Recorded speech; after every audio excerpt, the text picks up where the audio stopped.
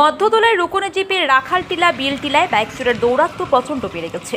শুক্রবার গভীর রাতে বাইক চোরের দল রাখালটিলা গ্রামে হানা দিয়ে রাজকুমার রায়ের একটি স্কুটি নিয়ে যায়। এছাড়াও রাখালটিলা গ্রামের বিশালগোয়ালা নামের আরেক ব্যক্তির এফজেড ইয়ামাহা বাইকটিও নিয়ে যাওয়ার চেষ্টা চালায়, কিন্তু যান্ত্রিক সমস্যায় বাইকটি কিছু দূর নিয়ে ফেলে যায় চোরের দল।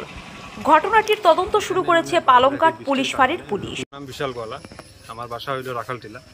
আমরা এখানে বাইক রাখি বৃষ্টির কারণে রুকনি জিপি অফিস, এখানেও একটা ঘর আসলো পুরাতন জিপি অফিস।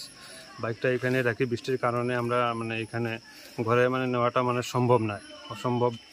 এর জন্য আমরা এখানে রাখিয়া যাই গিয়া। কালকে গত রাত্রে আমরা এখান থেকে একটা স্কুটি চুরি হয়েছে, তার লগে আমার আসলো এফজেড বাইক। সেটাও তারা নেওয়ার জন্য বেজান চেষ্টা করছে, তারপরে সেটা তারা নিতে পারছে না। না নেওয়া 100 মিটার হইব এখান থেকে, যেখান থেকে বাইক রাখি 100 মিটার দূরে তারা নিয়ে আমার বাইকটা ওখানে রাখিয়া তারা চোররা গেছে গিয়া। তারপরে সকালে উঠার পরে রাজকুমার আইসে রায়, যার স্কুটি তারা নিয়ে গেছে গিয়া। তো হ্যাঁ, আবার পরে এখানে দেখে নাই, তখন আমার ফোন করছে যে আমার বাইক নাই আর তার স্কুটি নাই। তখন আমি আইলাম, আইয়া দেখি যে হ্যাঁ সত্যি কথা, আমার বাইকও নাই, তার স্কুটিও নাই। পুলিশ জানাইছেন আপনারা? হ্যাঁ, পরে আমরা পালংঘাট আউটপোস্টে আমরা ফোন করিয়া আমরা কইছি যে ওরকম ব্যাপার, ওরকম হয়েছে, ওরকম চুরি হয়েছে। তখন তারা আইসে দুইজন, আইয়া এখানেও তারা সব কিছু ডিটেলস লইয়া গেছে। তারপরে তারা কইছে একটা এফআইআর দেওয়ার জন্য। তারা কে করে এইগুলা?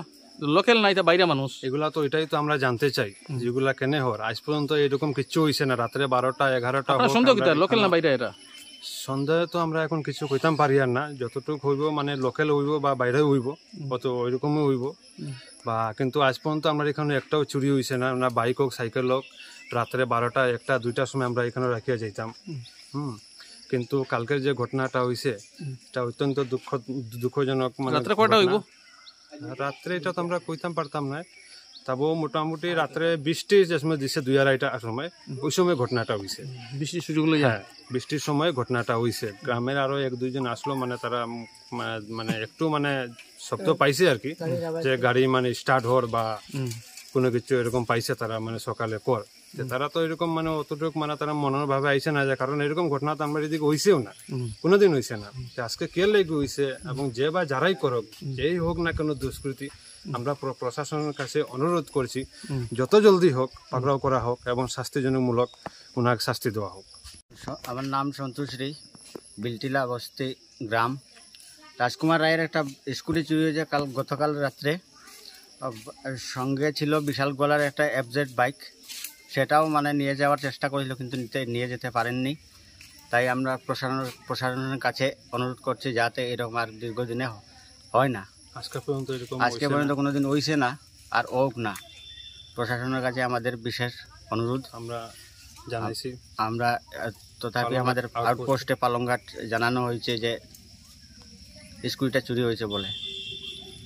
কি হয়েছে ভাই? হোসেন তো স্কুটি কালকে রাত্রে একটা স্কুটি আমার। কত টাকা দাম?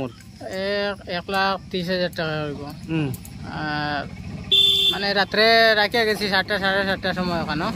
এখানে প্রায় দিনও থাকে। বৃষ্টি হইলে বাড়ির গাড়ি ঢুকে না, বৃষ্টির কারণে আমরা ওখানে প্রায় দিন রাখিয়া যাই। আর কালকেও রাখিয়া গেছিলাম, সকালে আইয়া চাবি লই আইয়া দেখি গাড়ি তো নাই।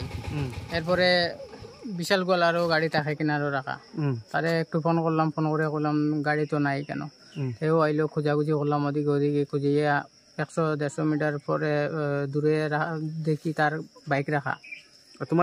আর আমার এগু তো পাইছি না খুঁজিয়া। তারপরে তো আমরা পালংঘাট থানাত ফোন করলাম, আইলো। আবার পরে তারা দেখছে, জায়গা দেখে গেছে, গাড়ির নাম্বার নিছে। আর আপনার দাবি কিটা? আমরা দাবি হইলো ওটাও চোর যে হোক, যে জায়গার হোক, চোরটা ধরতে লাগে। এইরকম আজকে একটা স্কুটি চুরি হয়েছে, কালকে হয়তো আরও গাড়ি দিব। একটা দুইটা করে বাড়তে থাকবো এই এরিয়াত গাড়ি চুরি। এরকম করলে তো হইতো না।